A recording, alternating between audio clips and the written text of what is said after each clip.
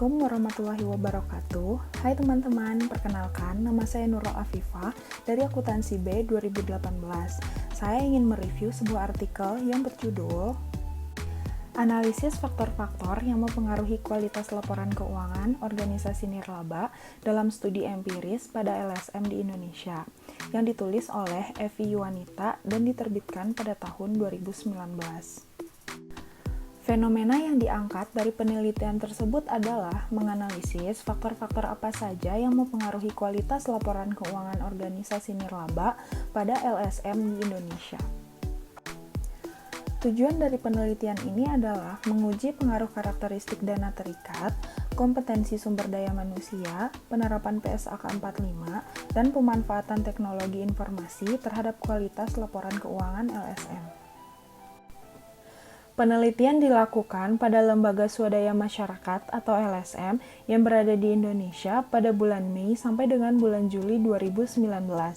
Jumlah sampel yang digunakan dalam penelitian ini sebanyak 100 responden dari 74 LSM yang berada di seluruh wilayah Indonesia. Responden penelitian adalah staf yang bekerja di bagian keuangan LSM, baik staf keuangan, kasir, staf akuntansi, maupun manajer atau koordinator keuangan. Data penelitian dikumpulkan menggunakan kuesioner. Pemberian skor dalam kuesioner penelitian ini dilakukan dengan menggunakan tipe skala Likert 5 point yang berisi 5 tingkat jawaban yang terdiri dari 1. Sangat tidak setuju, 2. Tidak setuju, 3. Netral, 4. Setuju, dan 5. Sangat setuju. Data penelitian dianalisis menggunakan program SPSS versi 15. Berikut adalah tabel karakteristik responden. Selanjutnya, berikut adalah tabel statistik deskriptif. Hasil pengujian validitas untuk setiap variabel penelitian menunjukkan bahwa semua item pertanyaan pada variabel kualitas laporan keuangan, karakteristik dana, kompetensi sumber daya manusia, penerapan PSAK 45, pemanfaatan teknologi informasi, praktik manajemen keuangan, dan sistem pengendalian internal dinyatakan valid karena nilai R hitungnya lebih besar daripada nilai R tabel dan nilai signifikansinya kurang dari 0,05. Lalu, hasil uji reliabilitas diketahui bahwa semua variabel penelitian memiliki nilai crunch alpha besar dari 0,60, sehingga diambil kesimpulan bahwa semua butir pertanyaan dalam instrumen penelitian ini reliable. Sehingga hal tersebut menunjukkan bahwa instrumen penelitian ini walaupun beberapa kali digunakan akan tetap konsisten dan akan menunjukkan hasil yang sama dalam suatu pengukuran objek penelitian yang sama. Berikut adalah tabel hasil dari regresi faktor yang mempengaruhi kualitas laporan keuangan LSM. Dapat diketahui bahwa nilai adjust R kuadrat adalah sebesar 0,459 atau 45,9%. Hal itu berarti variabel yang dimasukkan ke dalam model dapat menjelaskan variasi kualitas laporan keuangan LSM sebesar 45,9%. Sedangkan sisanya sebesar 54,1% dipengaruhi oleh variabel lain yang tidak dijelaskan dalam penelitian ini. Hasil uji signifikansi simultan menunjukkan bahwa nilai probabilitas pada output ANOVA sebesar 0,00 hingga 0,05 dan nilai F hitung 14,975 hingga 2,20. Oleh karena itu, dapat disimpulkan bahwa semua variabel independen secara bersama-sama atau simultan berpengaruh terhadap variabel dependen atau kualitas laporan keuangan LSM. Hasil uji koefisien regresi parsial menunjukkan bahwa hipotesis pertama didukung, sehingga dapat disimpulkan bahwa variabel karakteristik dana terikat berpengaruh positif dan signifikan terhadap kualitas laporan keuangan LSM. Lalu, hasil uji koefisien regresi parsial menunjukkan bahwa hipotesis kedua didukung, sehingga dapat disimpulkan bahwa variabel kompetensi sumber daya manusia berpengaruh positif dan signifikan terhadap kualitas laporan keuangan LSM. Selanjutnya, hasil uji koefisien regresi parsial menunjukkan bahwa hipotesis ketiga didukung, sehingga dapat disimpulkan bahwa variabel penerapan PSAK 45 berpengaruh positif dan signifikan terhadap kualitas laporan keuangan LSM. Yang terakhir, hasil pengujian menunjukkan hipotesis keempat tidak didukung karena variabel pemanfaatan teknologi informasi berpengaruh negatif dan signifikan terhadap kualitas laporan keuangan LSM. Arah pengaruhnya berbeda dengan hipotesis. Hasil tersebut mungkin terjadi karena masih banyak LSM yang belum memiliki sumber daya manusia yang kompeten dalam bidang teknologi informasi. Kesimpulan dari penelitian ini adalah karakteristik dana terikat, kompetensi sumber daya manusia, dan penerapan PSAK 45 berpengaruh positif terhadap kualitas laporan keuangan LSM, sedangkan pemanfaatan teknologi informasi berpengaruh negatif terhadap kualitas laporan keuangan LSM.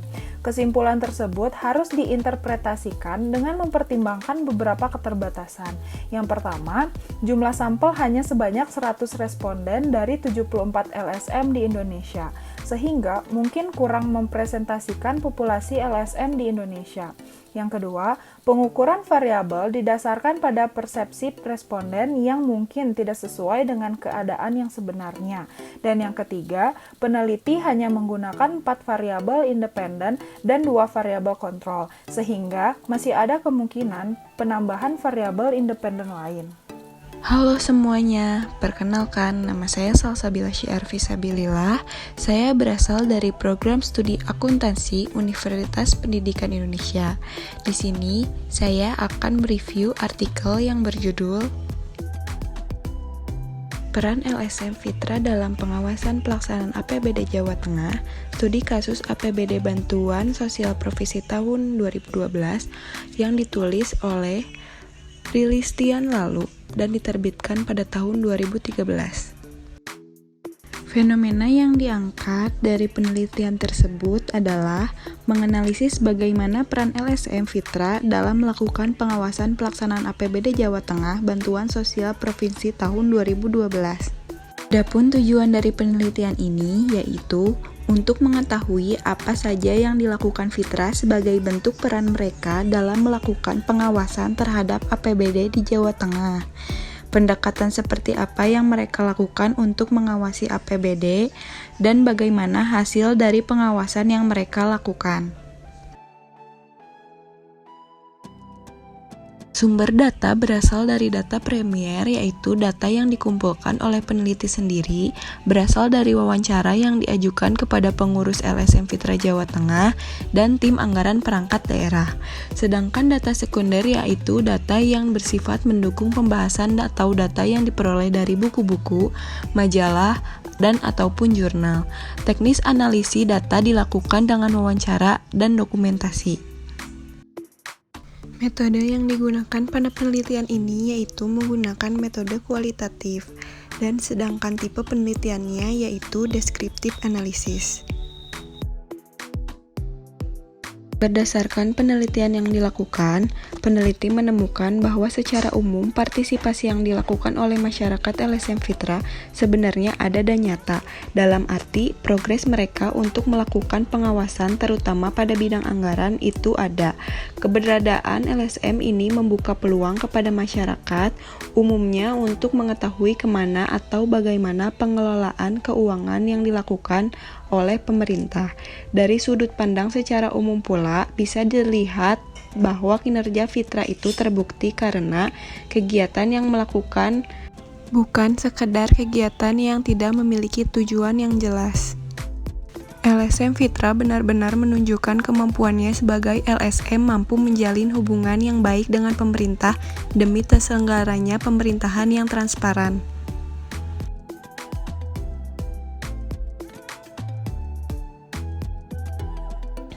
Pada tahap ini bisa terlihat pula bagaimana peran Fitra dalam pengawasan pelaksanaan APBD Bantuan Sosial tahun 2012. Peneliti menemukan bahwa peran LSM itu hanya sebatas melakukan investigasi lapangan, tidak sampai pada tahap pengkajian secara detail tentang kasus yang terjadi pada tahun 2011 yang kemudian terulang lagi di tahun 2012. Pada penelitian tersebut, peneliti juga menemukan bahwa LSM melakukan public hearing dan mendimensionalisasi hasil analisis ke publik.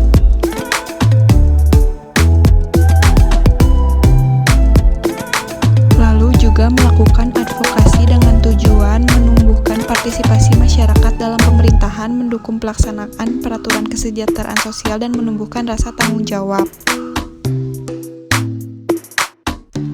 Selain itu, juga peneliti menemukan bahwa hasil dari pengawasan yang dilakukan oleh LSM Fitra bisa memaksimalkan manakala pemerintah pun bisa menjadi partner yang baik. Maka tentunya LSM dan pemerintah dapat menjalankan pemerintahan terutama pada bidang pengelolaan anggaran. Misalkan dalam pemberian informasi atau dokumen yang dibutuhkan. Tidak ada yang ditutupi dalam informasi memang seharusnya bisa diakses oleh publik. Maka tentunya dengan hal ini akan ada perubahan Jawa Tengah sendiri ketika pemerintah dan LSM khususnya Fitra bisa menjadi partner yang saling melengkapi dan menjalankan pemerintahan terutama pada bidang pengelolaan anggaran. Kesimpulan pada penelitian tersebut adalah untuk tahun 2012 peneliti tidak menemukan adanya hasil yang sesuai target dari pengawasan yang mereka lakukan karena LSM tidak terlalu membahas lebih jauh tentang investigasi yang mereka lakukan di lapangan. Artinya tindakan mereka untuk pengawasan APBD bantuan sosial tahun 2012 hanya sampai pada tahap tersebut. Sekian dari saya, mohon maaf bila ada kesalahan. Terima kasih. Assalamualaikum warahmatullahi wabarakatuh. Perkenalkan, saya Lisina Nahialumah akan mereview artikel jurnal yang ketiga mengenai lembaga swadaya masyarakat. Artikel yang saya gunakan dalam review kali ini berjudul Pelaksanaan Program LSM Malalo Institute pada Masyarakat Malalo Tigo Jurai, Kecamatan Batipuh Selatan, Kabupaten Tanah Datar, dengan penulis Anissa Putri dan Mira Hasti Hamira dari Universitas Negeri Padang. Terdapat 5 pokok pembahasan. Pembahasan pertama mengenai fenomena atau permasalahan. Pembahasan kedua mengenai pendahuluan. Pembahasan ketiga mengenai metode penelitian. Pembahasan keempat mengenai hasil dan pembahasan. Lalu pembahasan kelima yaitu kesimpulan.